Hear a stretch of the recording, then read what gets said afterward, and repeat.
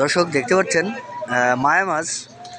তো সামুদ্রিক মাছ এসেছে বাজারে, আজকে কত করে বিক্রি করছেন, কোনটা কত দাম আপনারা জানতে পারবেন। এটা চন্দনা ইলিশ, এটা ইলশেগুড়ি, আর ওই সাইড আছে গলদা চিংড়ি, এবং ওটা কি মাছ?